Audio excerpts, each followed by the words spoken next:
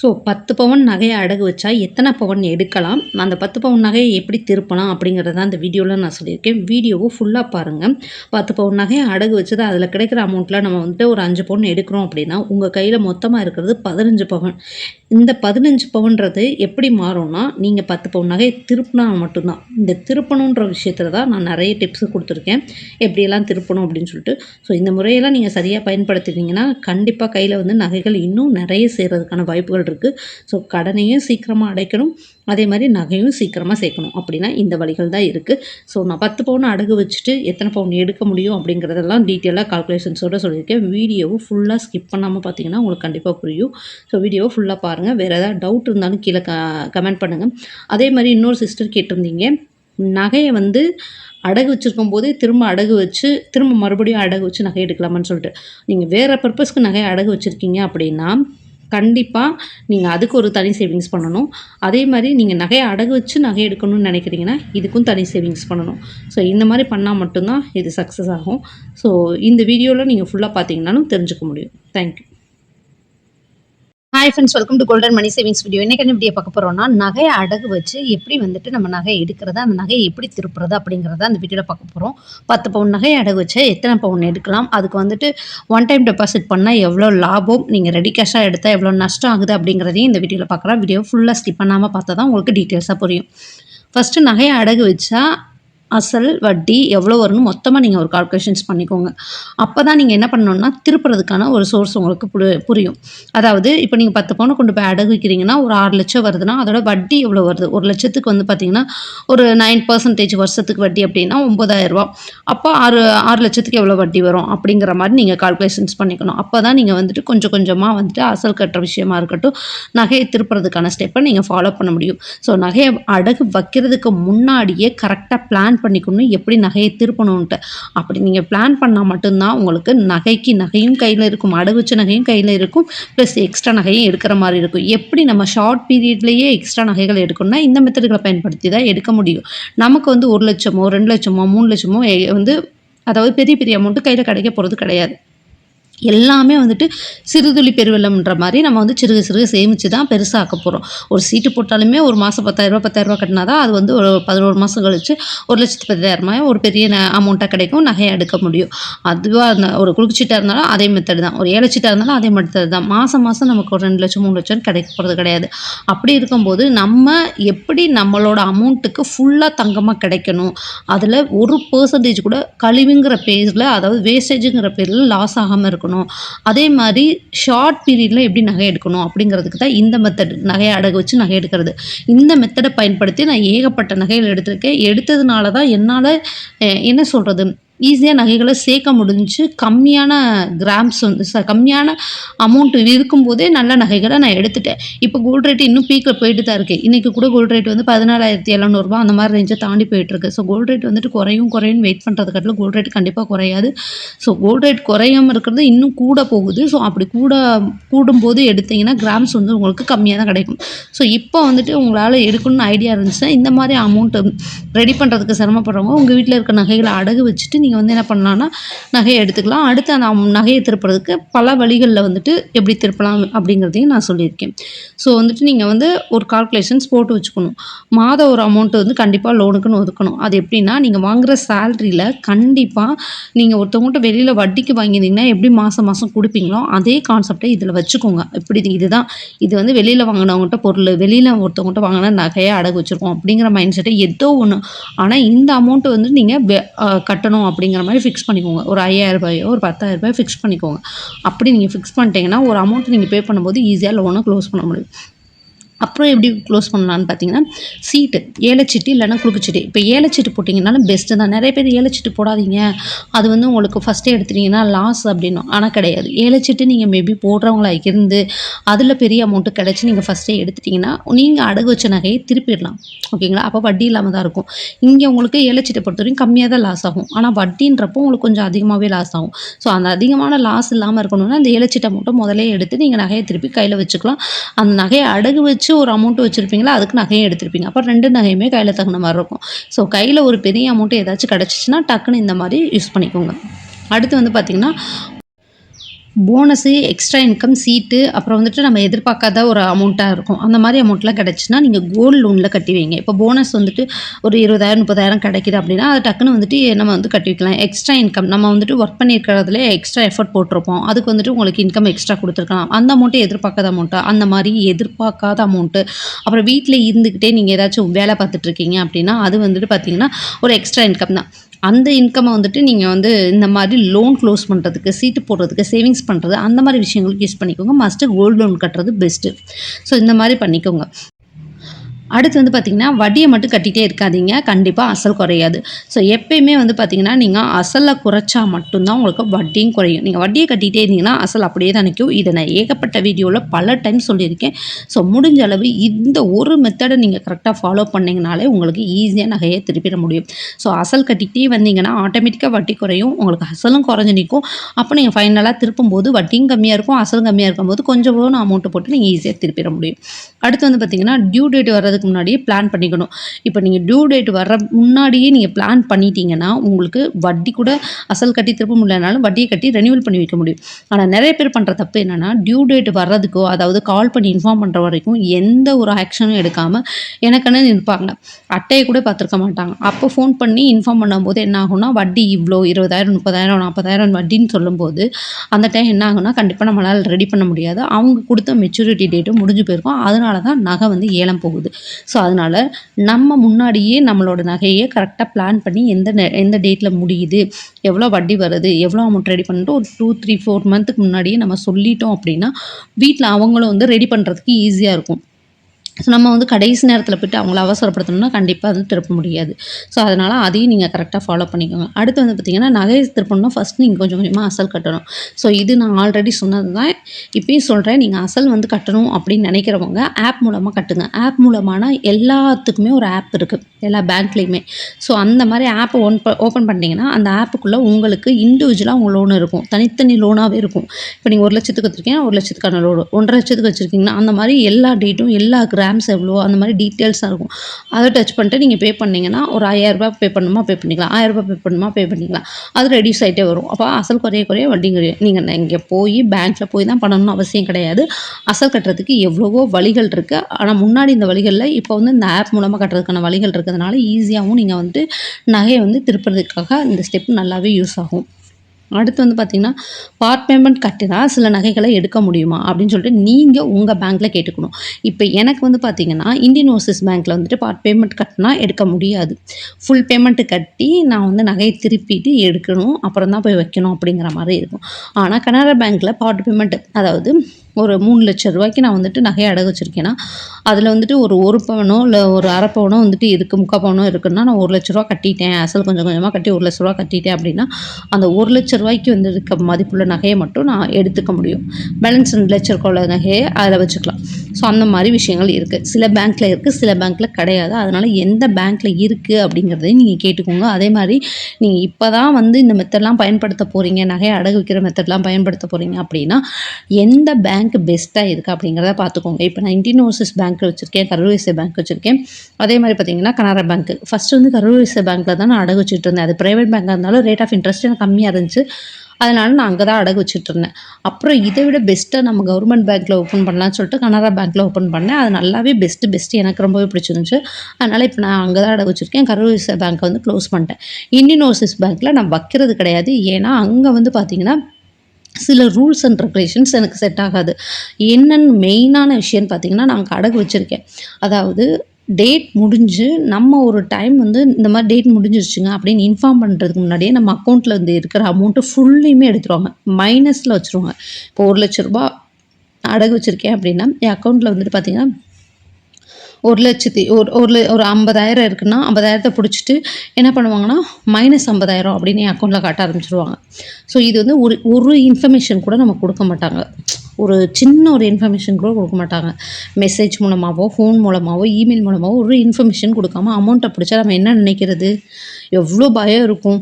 அந்த மாதிரி நிறைய டைம் எனக்கு நடந்திருக்கு. அதுலேருந்து நாங்கள் வந்துட்டு ஆர்கியூமெண்ட் பண்ணி சண்டை போட்டு அவங்க தப்பை அக்செப்ட் பண்ணிக்கிட்டு ஆனாலும் மாற்றலை. அதே தான் நடந்துட்டு இருக்கிறதுனால நான் பேங்க்கை மாற்றிட்டேன். ஸோ கனரா பேங்க்கில் அந்த இன்ஃபர்மேஷன்ஸ் எல்லாமே எனக்கு கரெக்டாக கிடைக்கிறதுனால சில விஷயங்கள் எனக்கு சாட்டிஸ்ஃபைவாக இருக்கிறதுனால நான் கனரா பேங்க்கில் தான் அடகு வச்சிட்ருக்கேன். ஸோ எல்லா கனரா பேங்க்கும் ஒரே மாதிரி இருக்குமான்னு கேட்டிங்கன்னா கிடையாது. பட் இங்கே வந்து எனக்கு வந்து சாட்டிஸ்ஃபைவாக இருக்குது நான் வச்சுருக்க பேங்க்கில். ஸோ இந்த மாதிரி இதையும் பார்த்துக்கோங்க. அடுத்து வந்து பார்த்திங்கன்னா ஏல நோட்டீஸு.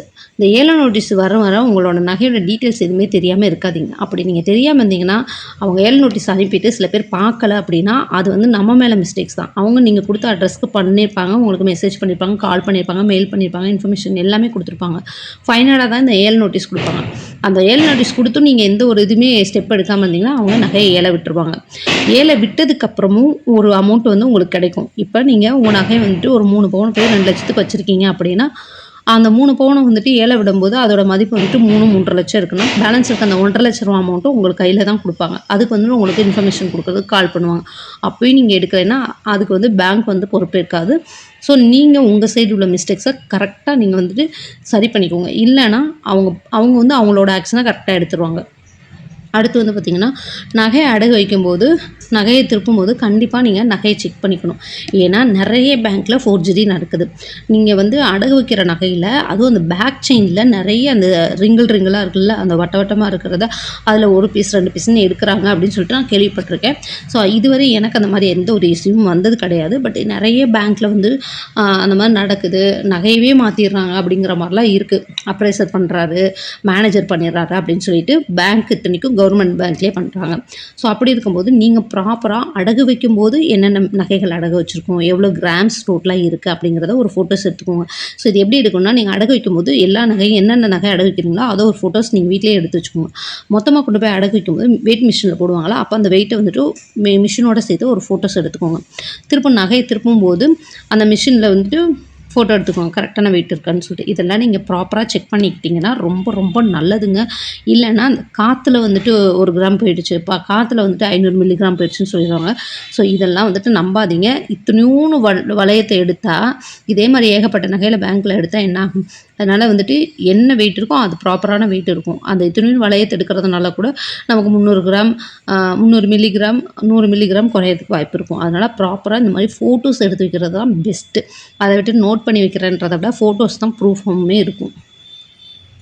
அடுத்து வந்து பார்த்திங்கன்னா ஃபஸ்ட்டு நகையை திருப்புறதுக்கு பிளான் பண்ணிவிட்டு அப்புறம் நகையை அடகு வைங்க.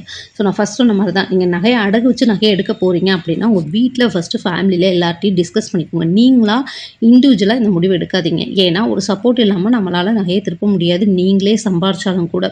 இதுவே ஒரு சப்போர்ட் இருந்துச்சு அப்படின்னா நம்ம வந்துட்டு நகையை திருப்ப முடியாத சூழ்நிலை இருந்துச்சுனாலும் அவங்ககிட்ட ஹெல்ப் கேட்கலாம், அவங்க வந்து சப்போர்ட் பண்ணுவாங்க.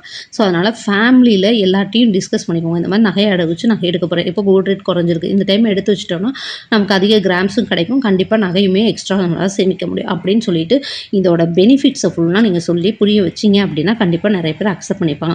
எங்கள் வீட்டில் ஃபஸ்ட்டு இந்த மாதிரிலாம் அக்செப்ட் பண்ணிக்கலாம். அடுத்து நான் நகையை அடகு வச்சு எடுக்க தான் அவருக்கே புரிஞ்சிச்சு. மெயினாக அந்த நகையினால தான் நாங்கள் 2 வீடு வாங்கியிருக்கோம் எக்ஸ்ட்ரா. ஸோ அந்த மாதிரி வந்து நாங்கள் வாங்குறதுக்கு மெயின் ரீசன் வந்தது நகை தான். ஸோ அதனால தான் இப்போ அவருக்குமே இன்ட்ரெஸ்ட் நகையை எடுக்கணும், டிஜிகோல்டில் அமௌண்ட்டு போடணும், அந்த மாதிரி ஒரு சேவிங்ஸ் மைண்ட் செட்டே வந்திருக்குது இந்த நகையினால தான். ஸோ அதனால் இதெல்லாம் நீங்கள் தான் சொல்லி புரிய வைக்கணும். நமக்கு நகையோட பர்பஸ் வந்துட்டு ஒன்லி ஆடம்பரம் கிடையாது, அது நமக்கு ஒரு அத்தியாவசியான சொத்து. அது வந்து கண்டிப்பாக நம்ம சேமிக்க நமக்கு ஃப்யூச்சரில் ஹெல்ப் பண்ணும். யாரோட கையை எதிர்பார்க்க வேண்டிய அவசியம் இல்லை, யார்கிட்டையும் வட்டிக்கு போய் வாங்க வேண்டிய அவசியம் இல்லை. மெயினாக நல்ல நகையை நீங்கள் நிறைய சேர்த்துட்டிங்கன்னா ஹவுஸ் லோன் கூட எடுக்க வேண்டிய அவசியம் இல்லை. ஹவுஸ் லோனை பொறுத்தவரையும் ஃபஸ்ட்டு நீங்கள் ஒரு 40 லட்சத்துக்கு வீடு வாங்குறீங்கன்னா அதில் நீங்கள் ஃபஸ்ட்டு பேமெண்ட்டு ஒரு 35 லட்சம் 35,000 40,000 கட்டுறீங்கன்னு வச்சுக்கோங்களேன். பேமெண்ட்டை ஒரு 20 வருஷத்துக்கு 22 வருஷத்துக்கு போட்டிருக்காங்கன்னா அப்போ இந்த 35,000 நீங்கள் கட்டுறதுல உங்களோட அசல் வந்து எவ்வளோனா 10,000 ரூபா தான் போகும். 10,000 ரூபாயா 6,000 ரூபாய் தான் போகும்னு நினைக்கிறேன். ஸோ பேலன்ஸ் இருக்க 30,000 அது வந்து எதில் போகும்னா வட்டியில் போகும். இதே மாதிரி ஒரு 5 இயர்ஸ் இந்த மாதிரி தான் போகும். அந்த 5 இயர்ஸ் கழித்து அடுத்து கொஞ்சம் ரெடியூஸ் ஆகும். ஓகேங்களா, 30,000லேருந்து 25,000 வட்டிக்கு போகும். இதில் வந்து 15,000 அசல் போகும், அந்த மாதிரி ரெடியூஸ் ஆகும். அப்போ நீங்கள் யோசிச்சு பாருங்கள் எவ்வளோ வட்டி பிடிக்கிறாங்கன்னு சொல்லிட்டு. அந்த கடைசி ஒரு 5-6 வருஷம் தான் நம்மளோட அசலே வந்து ரெடியூஸ் ஆகும். அது வரைக்கும் வட்டி வட்டி வட்டி வட்டி வட்டி தாங்க போகும். அதனால தான் நான் எல்லாருக்கிட்டையும் சொல்கிறது நகை நல்ல நகை சேர்த்து வச்சுக்கோங்க. உங்களுக்கு தேவைக்கு ஜுவல்லரி எடுத்துக்கோங்க, தேவை போக மிச்சமாக இருக்கிறத கோல்டு காயினாக சேவ் பண்ணிக்கோங்க. ஸோ அதனால தான் நான் எல்லாருக்கிட்டேயும் சொல்கிறது, உங்களுக்கு தேவைக்கு ஜுவல்லரி வச்சுக்கோங்க. அது போக கோல்டு காயினா பர்ச்சேஸ் பண்ணிக்கோங்க. கோல்டு காயினுன்றப்போ நீங்கள் விற்கும்போது உங்களுக்கு வந்து அந்தளவு ஒரு எமோஷ்னல் இருக்காது. கோல்டு காயின் நல்லா சேர்த்துட்டீங்க அப்படின்னா, நீங்கள் விற்றுட்டு இன்னுமே நல்லா சூப்பராகவே நீங்கள் வந்துட்டு உங்களுக்கான ப்ராப்பர்ட்டிஸ்க்கு சொத்து சேர்க்கறதுக்கு ஹெல்ப் பண்ணும். நம்ம அடுத்தவங்ககிட்ட போயிட்டு வட்டி வாங்குறது, ஹவுஸ் லோன் எடுக்கிறத விட பல மடங்கு இது நமக்கு வந்து ஹெல்ப் பண்ணுங்க.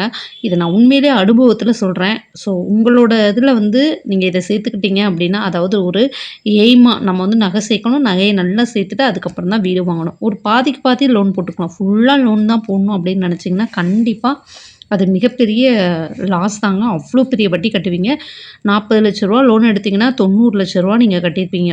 கிட்டத்தட்ட 1,00,00,000 கிட்ட கட்டியிருப்பீங்க. ஸோ அந்த அளவு வந்து பார்த்தீங்கன்னா, இன்ட்ரெஸ்ட் போயிடும். மேபி நீங்க ஒரு எமர்ஜென்சிக்கு எடுத்தாலும், அந்த ஹவுஸ் லோன எப்படி கட்டணும்னு நான் உங்களுக்கு இன்னொரு வீடியோல சொல்றேன். இதில சொன்னா பெருசாயிடும். ஏன்னா நான் ஹவுஸ் லோன் எடுத்து அத டீட்டெயில்ஸ் எல்லாமே தெரிஞ்சுக்கிட்டு, நான் இப்ப என்ன மெத்தட்லாம் பயன்படுத்திட்டு இருக்கேன் அப்படிங்கிற மாரி உங்களுக்கு இன்னொரு வீடியோல நான் ஷேர் பண்றேன். இப்ப 10 பவுன் அடகு வச்சா எவ்ளோ எடுக்கலாம் அப்படிங்கிறத பார்க்கலாம். 10 பவுன் அடகு வச்சா 10 பவுன்றது 80 கிராம். கோல்டு லோன் வந்துட்டு ரூ. 8,500 ஒரு கிராமுக்கு குடுத்துட்ருக்காங்க. ஸோ மேபி ஒவ்வொரு இதுலயும் ஒவ்வொரு மாதிரி குடுப்பாங்க. பேங்க்ல அது டிஃப்ரெண்ட் ஆகும். ஸோ வந்துட்டு நான் வந்து கனரா பேங்க்ல 1 கிராம் 8,500ன்னு எடுத்திருக்கேன். ஸோ நான் வாங்கும்போது இந்த ரேஞ்ச் போயிட்டு இருந்துச்சு. இப்போ எவ்வளோ மாறியிருக்கு என்னன்னு எனக்கு தெரியல. ஸோ அத வச்சு நான் எடுத்திருக்கேன். 80 கிராம் 8,500ன்னு போட்டா 6,80,000. நீங்க கேட்பீங்க 80 கிராம் ஃபுல்லா குடுப்பாங்களான்னு. அதனால தான் நான் வந்து 6,00,000ன்னு ரவுண்டா எடுத்துக்கிறேன். ஓகேங்களா? கண்டிப்பா 80 கிராம் குடுக்க மாட்டாங்க. ஸோ அதில ஸ்டோனு அந்த மாரி விஷயத்துக்கு லெஸ் பண்ணுவாங்க. ஸோ இப்போ 6,00,000 அமௌண்ட்டு நம்ம கை கிடச்சிச்சுன்னா, 6,00,000க்கு எவ்வளோ கிராம்ஸ் எடுக்கலான்னு பார்த்தீங்கன்னா, 1 கிராம் வந்துட்டு 16,700 16,600 அந்த ரேஞ்சில போயிட்டுருக்கு. ஸோ 14,600ன்னு போட்டிருக்கேன். 41 கிராம். இந்த 41 கிராம நெறைய பேர் கேட்குறீங்க. இதில வந்துட்டு வேஸ்டேஜ் 18% நீங்க அமௌண்ட்ட வச்சு கால்குலேஷன்ஸ் போட்டா அமௌண்ட்டுன்னு சொல்லிடுறீங்க. ஸோ இப்போ அமௌண்ட்டுன்னு பார்த்தீங்கன்னா, ரூ. 1,07,000 சம்திங் சொல்லிருவேன் நானு. 18% அப்படின்னு சொல்லிட்டு போட்டு நான் சொல்லிருவேன். இது வந்து கிராம்ல எப்படின்னா, இப்போ 41 கிராம் இருக்கு பார்த்தீங்களா? இந்த 41 கிராமு இன்ட்டு 18% எத்தனை பெர்சன்டேஜ் சொல்றாங்களோ, உங்களோட ஜுவல்லரி கடையில, நீங்க எடுக்க போற இடத்துல. இப்போ 18னா 18, 15னா 15 அந்த மாரி போட்டு டிவைடட் 100 போட்டீங்க அப்படின்னா, இத்தனை இது வந்துரும். 7 கிராம் லெஸ் பண்றாங்க. 41 கிராம்ல 7 கிராம் லெஸ் பண்றாங்க. கிட்டத்தட்ட 1 சவரன் 7.350 மில்லிகிராம். ஸோ இந்த மாதிரி லெஸ் பண்ணா நமக்கு மிகப்பெரிய நஷ்டம். இந்த மாரி பண்ணக்கூடாதுன்றதுக்காக தான் நான் எப்பயுமே இந்த மெத்தடே பயன்படுத்தாதீங்கன்னு சொல்லுவேன். ஸோ பெஸ்ட்டு என்னன்னு பார்த்தீங்கன்னா, நீங்க 41 கிராம் கிடைக்குதா? 41 கிராம் இன்ட்டு 14,600 போட்டா ரூ. 6,00,000.